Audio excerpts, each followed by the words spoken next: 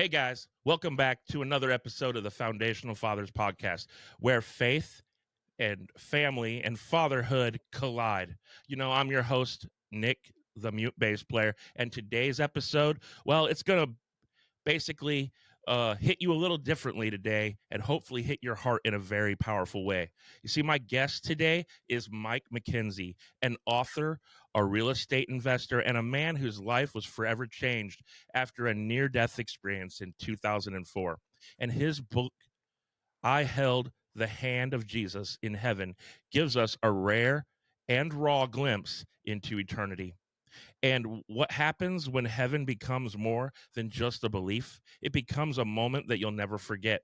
So grab your coffee, settle in, and let's get deep. But before we dive in, let's give a thanks to those guys out there, our sponsors who make this show possible and who help us keep building men of faith and families of purpose. First off, we have Sasquatch Gun Oil because we protect our gear and our legend. Then we have, of course, my pals at Pretty Good Wood Turning because life's too short for ugly cutting boards. And of course, what's not complete without coffee? Sabbath Coffee Roasters, coffee made to rest in. And then, of course, you can also find us not just on YouTube or Spotify in the video or audio format. You can also find us on Faith Points TV, where faith and media meet to make an impact. So let's make this happen, shall we? Thank you to each and every one of you who stand behind us and what we're doing here at the Foundational Fathers podcast. Because of you, we're reaching homes, hearts, and men who need to hear the hope of Jesus. Oh, but before we step in to eternity, it's time for one of my favorite parts of the show. And of course, Mike's going to soon learn that it's one of his as well. The guest roast. Today's guest, Mike McKenzie, the man who literally has the best handshake story in the history of mankind. While the rest of us were trying to survive in 2004 with dial-up internet and flip phones, Mike was out there shaking hands with Jesus. He's the only guest I've ever had who can start the story off with, "So there I was in heaven," and I mean it. When someone says, "Jesus, take the wheel," Mike's like, "Been there, done that, got the testimony. Here's the t-shirt." He's the only man who can look at the worship leader and say, "That's cute, but I've heard the real choir." And listen, I've read his book, I Held the Hand of Jesus in Heaven, and it's a beautiful one. But I'm just saying, I'm ready for a sequel. What do you think? I call it, I Hugged the Holy Spirit and Borrowed Peter's Fishing Pole. Oh, but all jokes aside, Mike's story isn't just miraculous, it's ministry. He's using his encounter now to draw attention, not to himself, but to the one he needs to point others to, towards the one who changes everything, Jesus Christ. You see, brother, thank you for being here and for reminding us that heaven isn't just a destination, it's a revelation. So let's give it up, everybody, for Mike McKenzie. Thank you so much for having me, Nick. I sure appreciate it. Yeah, it's such an honor. And we're going to dive into that book here, I Held the Hand of Jesus in Heaven, in a moment. But before we get there, there's this other segment that my co-host here, who's missing today in action, usually starts us off with. But I'm going to call this the dad joke gauntlet in training, because that's what I am, in training. So, Mike, you survived this roast, but now comes a true test of faith. My dad joke gauntlet. You've held the hand of Jesus in heaven, but can you hold on to your laughter? I'm about to unleash a few sanctified zingers, and you've got to keep that straight face, okay? Before we step into heaven's light, let's loosen it up with a few of these dad jokes, because laughter, my friends, is holy medicine. So, why is it that the scarecrow got promoted? He was outstanding in his field. Oh, okay. He's apparently read my notes.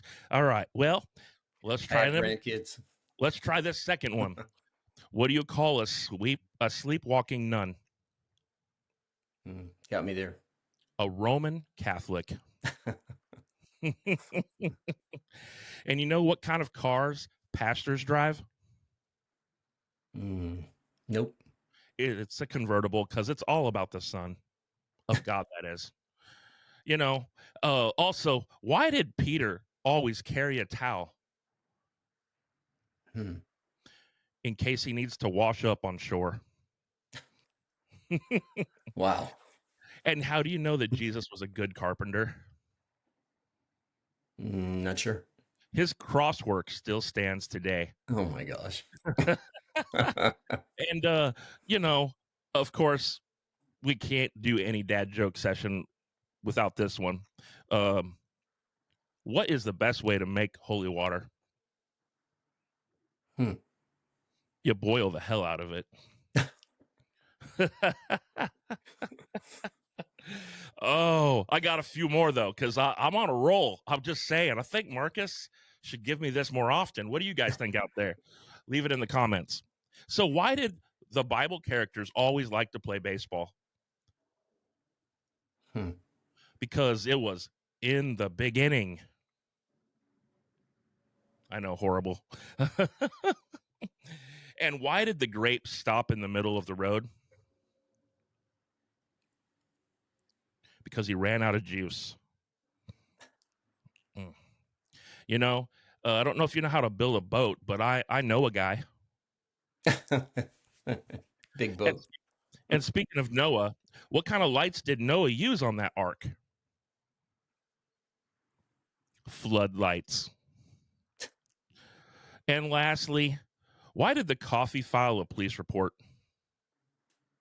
Hmm. It got mugged. Oh boy. All right, that's my version, the mute bass player's version. Maybe I should still be mute, but that's my version of the bad joke section. All right, so let's dive into this main conversation, the heavenly encounter. You know, Mike, first off, thank you for joining us today, brother. I've read your story, and it's one of those accounts that makes you stop and ask, what if? But in your case, there's no what if, and you were there, you know. So take me back to that day in 2004. What happened? Well, it started out at my son's wedding. We were about 5 hours from home. He Mm-hmm. was getting married in Ventura, California. Okay. And we got there on a Wednesday. I played a little baseball in the park with the kids. Probably played a little too hard. Um, but I was trying to keep up with the young kids. Um, and that night I started feeling sick, but I thought, I'm just getting the flu. And Thursday got worse. Friday we had the rehearsal dinner. I was really sick by then. I was running a fever. I was sweating. And my son, who's in the medical field, kept saying, you need to get checked out. I mean, it could be something serious. And he actually threw a couple of things at me that I thought, well, that doesn't sound right. And he said, well, could it be your appendix? And I said, no, it's just the flu. It couldn't be my appendix. I don't have the point tenderness thing, you know. Mm-hmm. So Friday night before the wedding, didn't sleep at all. Saturday, we get through the wedding. Wedding was beautiful. It was at a golf course in Ventura on the coast. Perfect weather, Mm-hmm. And then after the reception, he says, hey, we're going to go to my new bride's parents' house. They live there in town. They had a beautiful place overlooking the ocean. He says, we're going to keep the party going and open the presents. And I said, guys, I can't. I got to go get checked out. So he told me what hospital to go to. I walk in. Of course, Saturday night it's packed, and I'm sitting in the waiting room, just ready to pass out and fall Yeah, asleep, and just miserable. sure. They finally call me back, and they lay me on this table. The nurse comes in and she says, she's poking around on my abdomen, and she says, well, it sounds like your appendix. And here, this is how stupid I was. I go, no, it's not my appendix. It's just the flu. Give me something else so I can go home. And she says, well, let's do a few tests. So they do a blood test, send it off to the lab. She takes out this mallet and she like taps the bottom of my foot. And I thought, this is weird. She Mm-hmm. taps the bottom of my foot. And she says, does that hurt? And I said, no. And I kind of laughed. And she tapped the other foot, and man, pain in my abdomen made me Oh, scream. And she says, yeah, that's your appendix. And she says, I'm going to call in a surgeon. She says, did you do any physical activity recently? Anything unusual? And Mhm. I said, well, I played baseball in the park. Come to think of it, on Wednesday. And that's when I started feeling sick. And like her face got white. And she says, Wednesday? And she's thinking, Thursday, Friday. This is Saturday night. That's Mhm. 3 days, 3 full days. She says, I'm going to call a surgeon and we'll see what's going on.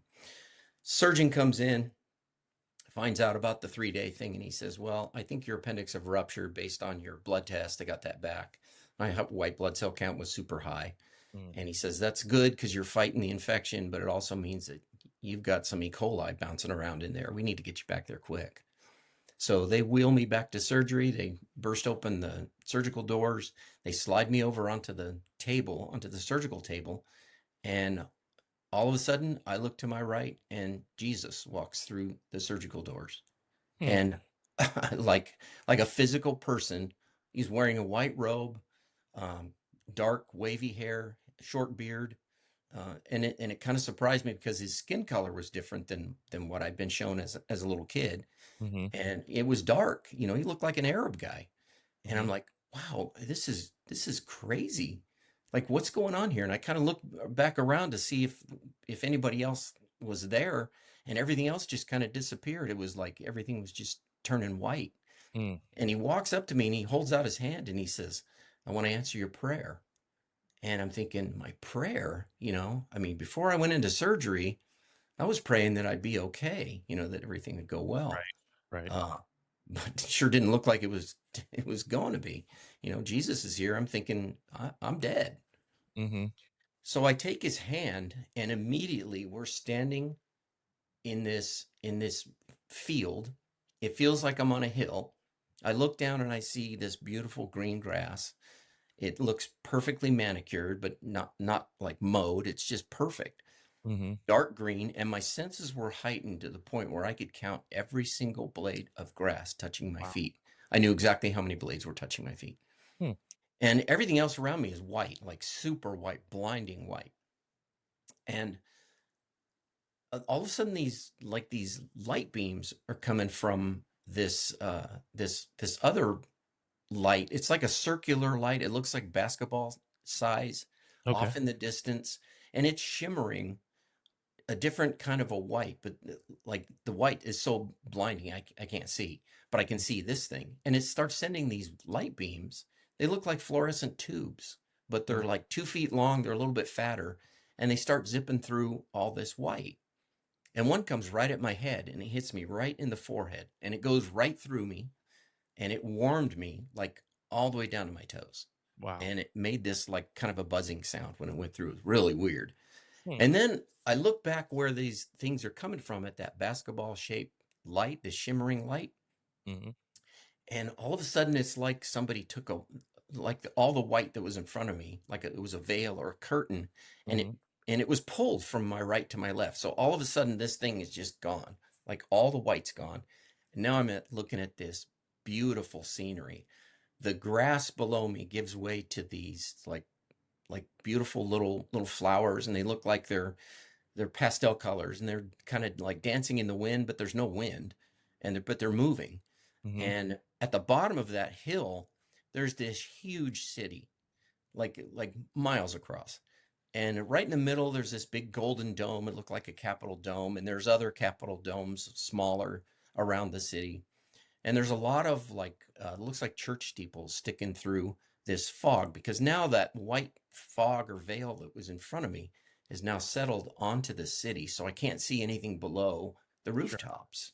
Yeah, but they're sticking through. And then on the other side of that, there's another mountain that goes up, and it's covered in these beautiful, perfectly shaped pine trees. And then above that it looks like the most beautiful sunset I've ever seen, with all these vibrant, brilliant colors, but there's no sun. Hmm. But the colors are just amazing. And then now all of a sudden, all these light streaks, the one that hit me in the head and were going through the white, now they're going across the city, and one of them hits the tip of one of those pine trees, and it's like it had a diamond on it because it just burst into these Wow. tiny little white beams. It almost looked like fireworks, like it would Oh. just pop.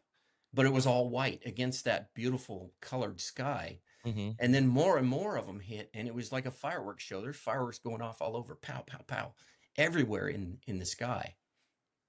And I look back where they were coming from, and Jesus says to me, "It's the glory of the Lord." And I was like, "Wow!" When he said that, I was, well, I just got super emotional. I was fighting back tears, Mm-hmm. and I couldn't stand. I got weak in my knees, and I couldn't stand. And so I fell to my knees, and the instant my knees hit the ground, they shocked me and they brought me back. And so now instead of this beautiful scene where Jesus was with me holding my hand, I've got a doctor leaning over me with a mask on, and he says, "Do you know your name?" And I'm looking around like, "Wow, what just happened? Where was I?" And he asked me again, "Do you know your name?" And I was able to get out the word Mike. Mm-hmm. But my throat was so dry and I was still hot again, uncomfortable, sweating again. Mm-hmm. And he says, "Do you know where you are?" And I had to think for a minute. I was like, I think I was just in heaven, but you know, Yeah. I think I'm back in the hospital. I had to go back, and I'm kind of reworking it in my mind. I was at my son's wedding and I go, "Oh yeah, Ventura." And so he looks at me and he says, "Okay." And he turns around and he talks to other people in the room. And then I realized that there's like 6 or 7 other people in the room, all wearing blue scrubs. Mm. And he says, "He's back." He says, "Let's get him up to ICU." And uh, I spent 4 days in ICU and 12 days total in the hospital. Had some complications. And Wow. so there's a whole nother part of this story that happened 24 hours later. But honestly, it made me feel, it made me sound like a crazy man. And Yeah. when I got home from the hospital, um, I told a few of my friends they would come over and see me. And, they didn't recognize me because I lost almost 35 pounds in Wow. 12 days in the hospital. Yeah. But they would sit down and I'd tell them this story about the NDE. And they would be holding my hand. These are 45, 50-year-old men Mm-hmm. crying right along with me as I'm telling them because I couldn't. It took me 3 days to tell my wife because I Hmm. would just break down and cry. Yeah. So I would tell them, and then I would tell them all this, and they were just in awe of this story. And then I told them the crazy part because 24 hours later, Jesus came back into the hospital room and sat down, and I had a 3-hour conversation with him. And when I told them that part, their expression went from, "Wow, this is amazing," to, "Dude, you're crazy." And I mean, Wow. seriously. And it was everybody that came over. It was like 7 or 8 people. I think maybe 10, I don't know, that had the exact same reaction. And then the last time I told somebody that, I heard Jesus in the same voice that I heard in the hospital say, "You don't have to tell this part yet." And so I just shut up about it because I had a great job. I mean, I didn't Right. want people to think I was crazy, like I'd lost my mind and, I had brain Yeah. damage. I For mean, sure. being dead, I thought maybe, maybe I did have brain damage. Something happened. Yeah. Um, my wife still reminds me about that now. You know, maybe you do have brain damage. But so I stopped telling that part. Mm-hmm. And then I did a couple of podcasts and I always read the comments. I try to keep up with them. I try to respond. And about like 7 or 8 months ago, 9 months ago, I was reading a comment that said, you just had a hallucination. It was because you had a high fever." Mm-hmm. And I heard Jesus in the same voice say to me, "Now's the time to tell your story. Tell the whole story. Hold nothing back. The world is ready, and so are you." And so that's when I wrote the book to tell the rest of it. And now if people think I'm crazy, it's okay. Yeah. Yeah. I could totally understand that. You know, having a moment where you audibly hear the voice of God, people do think you're crazy because I had that moment myself too, and it wasn't in a hospital room. It was in my car.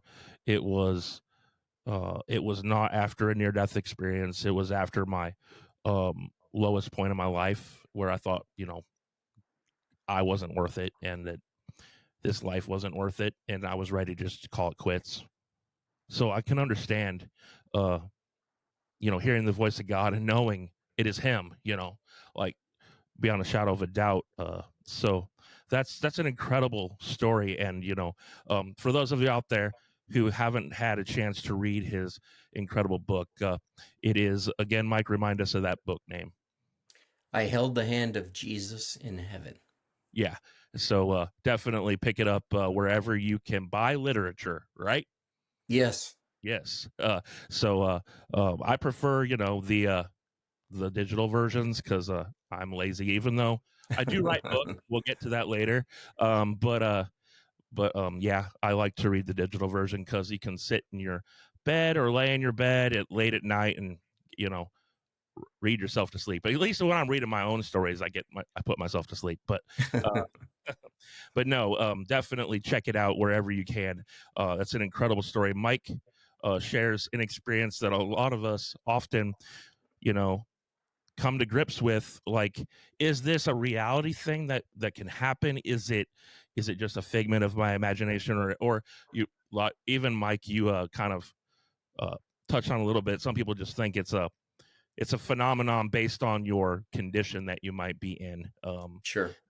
And so tell me a little bit more about, like, how that has reshaped your purpose since having that experience in your life. Um, how has that, like, made your days differently?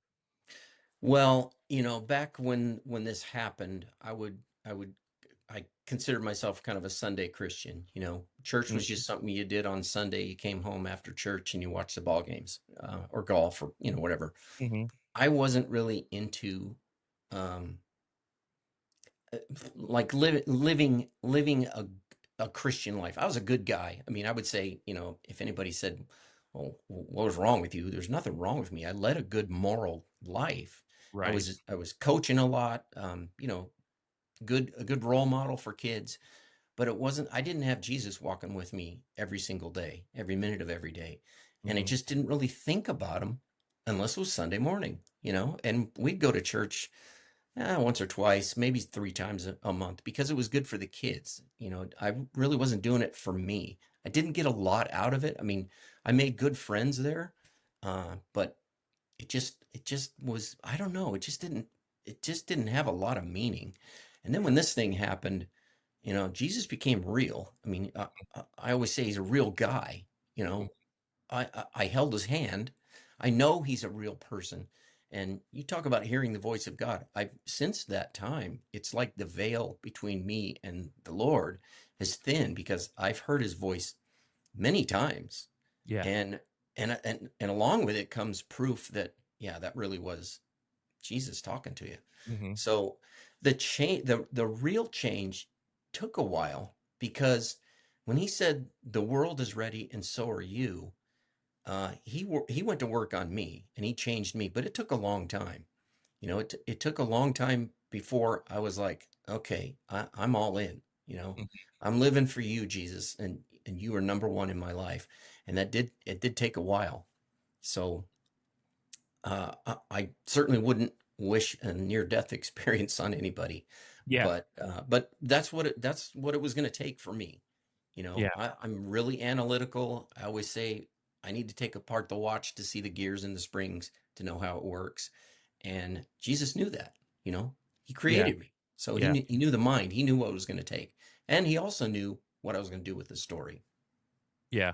Well, and I think, there is a reason why in the Bible Jesus had disciples that had different personality traits. He had a Yeah, guy that betrayed him. He had a guy that denied him. He had a guy that was doubtful of him the whole time. Like, even after he came and showed himself to him, he made him put his hands in the nail holes. right. So, like, there are different people, different personalities, different characteristics, and that's what makes the human race great. But also, that's also what makes God so great, is that he can reveal himself to all those different type of characteristics, different personalities, in a way that that person can know that, without a doubt, he's real. And uh that's really what the Holy Spirit has done since uh, day one, when it was released here upon this earth, to be the presence of God in this world. And I can't imagine the weight that you feel though. Like, you mentioned the veil being kind of like lightened or thinned between Hmm.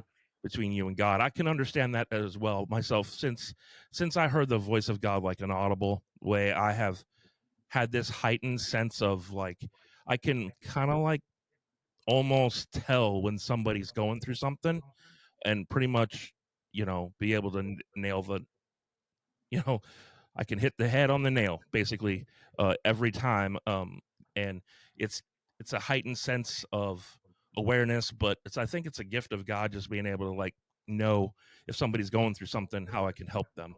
Uh, in a way that I probably could have done that before, but I just was so oblivious to the fact that, I was kind of doing the whole Christian walk without really the talk, you know, Hmm.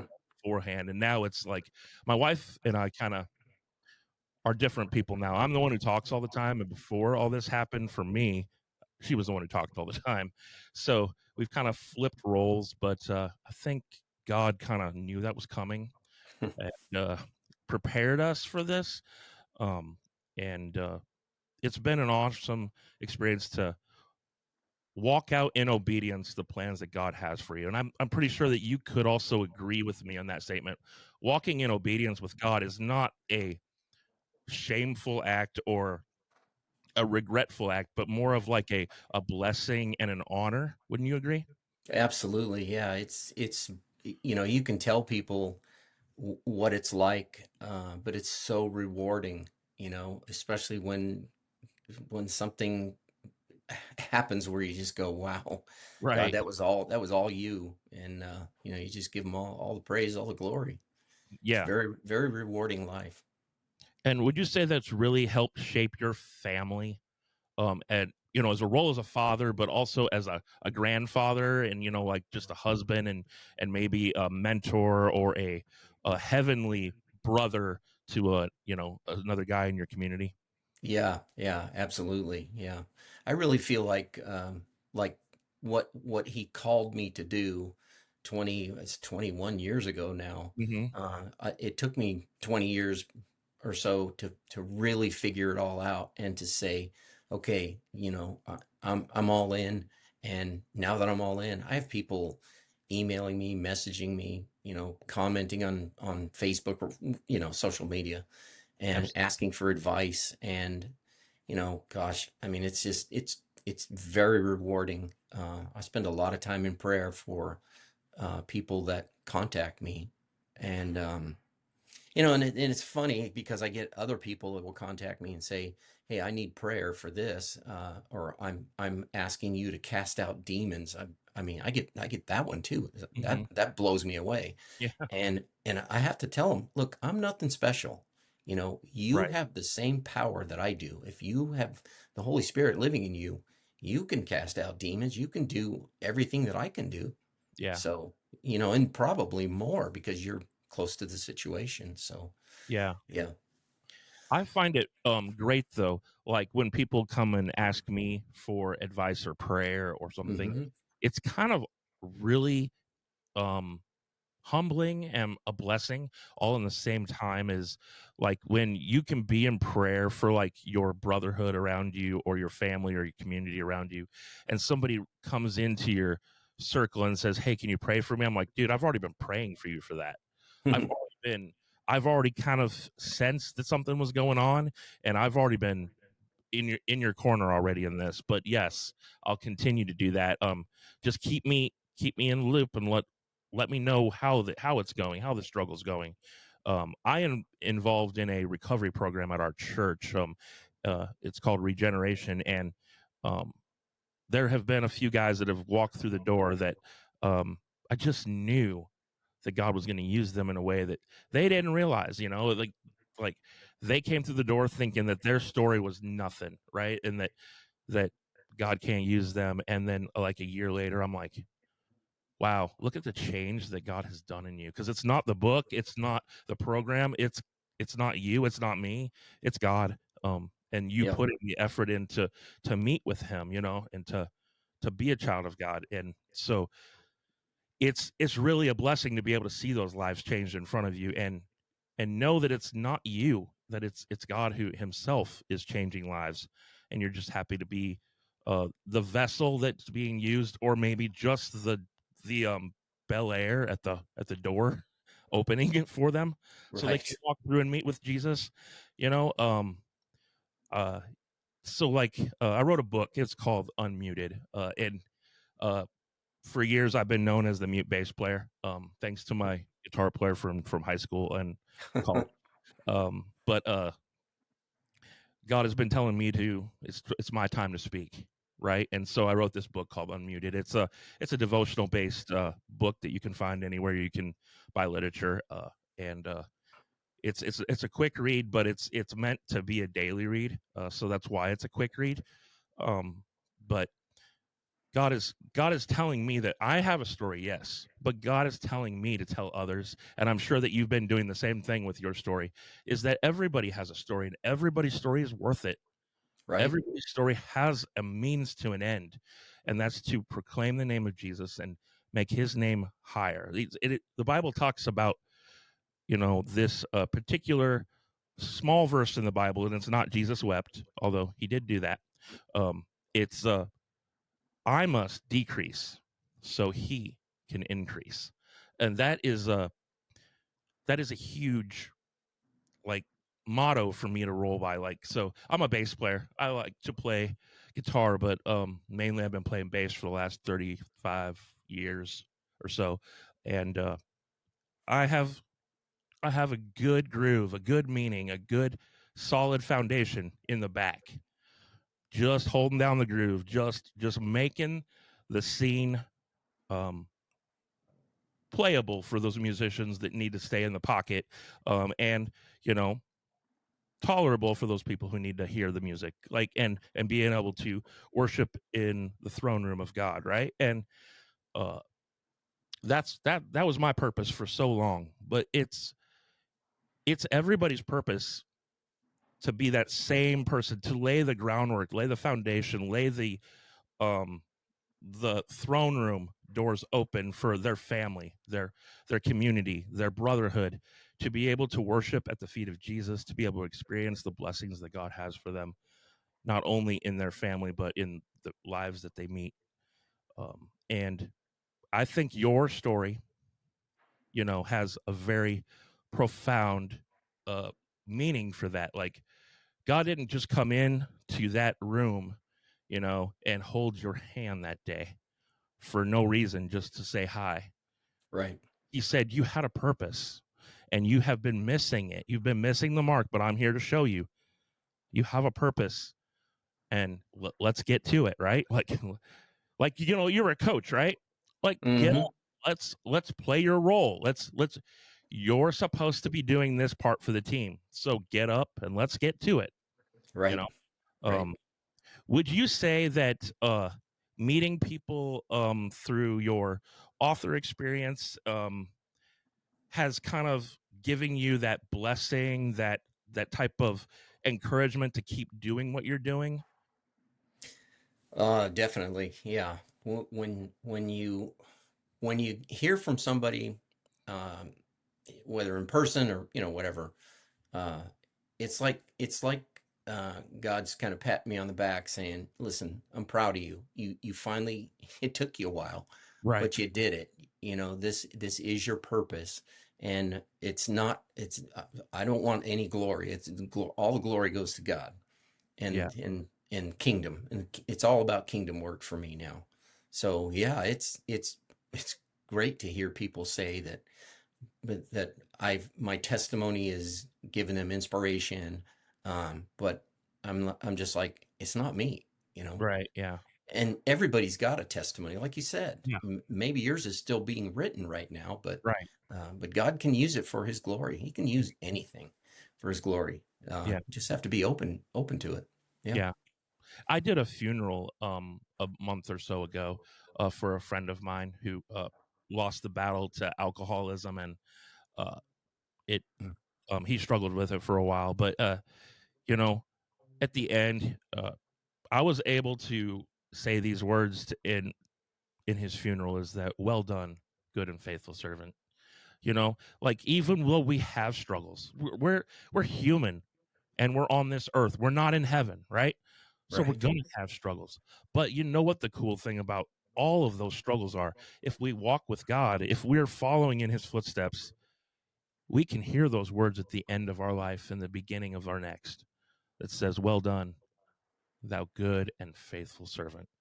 And um you didn't hear those words when you met Jesus the first time. So that means that your story is still starting. Maybe Right. it hasn't Right. even started yet. Maybe you were just like, hey, this is gonna happen for me. But Yeah. so a lot of times we don't realize in life what is really there for us until we actually put our feet into motion and our faith into action. And I really believe that you are doing that, Mike. And reading your book has opened my eyes to a lot of things, because I've read a lot of near death experience books in my day, and yours is different. And I don't know why it's different, but it is definitely different. I can see a lot more reality um, in that of what you've written. So I commend you for that, really putting it out there. I know some of those things are hard to say because you don't know what Yeah. people are going to think of you. I Yeah. always used to think that the eyes were always on me. Like, it didn't matter where I was going, what I was doing, who I was with. The eyes were always following me because I was shameful of my sin. And I think that once we encounter God, he removes that shame, and because we know he took it all. He took it all on the cross for us. Yeah. And so we can live a shame less life for him. And I think that's where the rubber meets the road, in being able to put people in place where they can see Jesus at hand and in work in their life. And I have a friend that was real close to me that was on a had a encounter with God back 25 years ago. He was on the verge of just taking his own life. His brother had just committed suicide, and um, he was like, "God, I don't understand what you are even here for. What does the name God even mean?" And he was yelling at God, and he took an entire bottle of pain pills, only to wake up the next morning and drag himself to church because he Hmm. promised God if he woke up, that's what he would do. And this guy in the front just like literally turns around and like has a target right for my friend, and says, "Hey, guess what? When you were on the floor screaming at God, he heard you. Just want to let you know that." And my friend has been different ever since. Wow. So that's an encounter with God in a different way, right? Yeah. And I Yeah. You know what? Let me good, just throw this out there, Nick. sure, When I had the conversation with Jesus the next day, one of the first things he said to me was, I had to get you flat on your back away from all the distractions so you could hear me. So exactly, that's that, you'll get distractions from life, life gets in the right, way. right, So just got to remember that too. yeah, absolutely. Um, I just want people out there to know that it doesn't take a near-death experience to hear the voice of God. No, It doesn't take all. You know what it really takes is, right. It takes the absence of all the noise in our life. exactly. It takes an absence of all of this right here. It takes the absence of this. Yeah, It takes the absence of um, you know, everything we try to put in our life to keep us busy and avoiding our problems. right. You know, That's exactly what he said, the you know. first part of healing is what? Admitting you have a problem. You're right. So we all need to do what? Admit that we are sinners and that we need a savior. And the cool thing about all that is Christ died to save us, you know. So I really am super grateful. And again, guys out there, if you have just started tuning in now on Faith Points TV or wherever you have, again, I'm talking with Mike McKenzie, who wrote the book. I held the hand of Jesus in heaven. Almost missed my cue there. Yeah, I know. It's okay. I was going to say it if you didn't, but Yeah. anyway, find it wherever you can buy literature, Amazon, Google, all the fun bookstores out there. Um, and then definitely dig into what God has for you, because not only buy the book of His, but get into the Word of God. That's the most important book to read. Uh, Absolutely. and if you're out there and you don't know where to start, there is my favorite chapter. I'm sure that Mike would even agree with this. Uh, I'm pretty sure we're on the same wavelength. Let's just find out. In the beginning was the Word, and the Word was with God. The Word was God. John 1:1, right? That's a great place to start, because that's the beginning of all hope. That's the beginning of all knowledge. Then you can go back and read Genesis 1:1. It says, in the beginning was, you know, the heavens and the earth. God created them, right? But when you know who God is, then you can understand what that means. So dig in the Word, find out what He has for you, because I guarantee you, no matter where you look at in the Bible, He'll show you something that means something to you. So thanks again, brother, for coming on this podcast. This is the kind of stuff that this podcast is all about. Real men seeking real faith and real encounters with a real God. And you've reminded us that heaven isn't just a someday place, that it's a promise already written in glory kind of story you know um but before we wrap it up, I just want to let my listeners know out there, besides his book, that if you've been encouraged by this conversation, I'd like you to check out two of my books about a walk through faith, healing, and finding your voice. I talked about the first book, Unmuted: From Silence to Testimony. Everybody has a personal one, and we want you to find yours and find freedom through faith, forgiveness, and purpose. But also, I recently wrote a book that will be out everywhere in the bookstores in December. It's called The River Between Us. It's a faith-based adventure that dives into friendship, legacy, and redemption. The kind of story that reminds you what really matters when life's current starts to pull you under. And of course, you can find all of them either on the mutebasplayer.com or found on Harmony Lane. And they are great reads for anyone walking through the journey. So these three books right here should be your Christmas gifts to your family. Just saying. But we've been talking about this Jesus, and he's been talking about this encounter with this Jesus in a different way than a lot of us have probably ever experienced. But if you don't know who this Jesus is personally, and you haven't that personal relationship with Jesus, maybe you need to have that personal encounter today. Uh, Something in your life maybe needs to stop, and maybe the time right now is for you to do that. Maybe it's been years since you've prayed. Maybe your heart's been quiet for far too long. Let me tell you something. God hasn't gone anywhere. He is right there, ready, waiting for you to say yes. So if you're ready right now, I want you to bow your heads and pray with me this prayer. It says, Lord, I believe that you are real. I believe that you sent your son, Jesus, to die for me, and that you rose him again from the dead. And by doing that, you were able to forgive me of all my sins and help me to live a life that points back to you every day. Lead me from this moment on and make my life new and with purpose. In the name of Jesus, amen. So if you Amen. prayed that prayer Beautiful. out there, if you prayed that prayer and you're where Mike is or you're where I am, reach out to us. You can reach out to us on social media, as well as on this YouTube comment section here. Definitely leave a comment below. But if you need direction on where to go from here after you pray that prayer, get involved with a church that's nearby. And if you're not nearby, reach out to one of us. And we'd be more than glad to get you into a community that would help you grow in who Jesus wants you to be. But most importantly, if you prayed that prayer, my friend, welcome home. Welcome to the family of God. Let's start this with something real, something powerful. And Mike, thank you again for sharing such a powerful story. I held the hand of Jesus in heaven, and I want you guys to just go and pick that copy up and let it encourage your faith today. To all of our people tuning in, thank you for watching and listening. And if this episode has spoke to you, like, comment, and subscribe.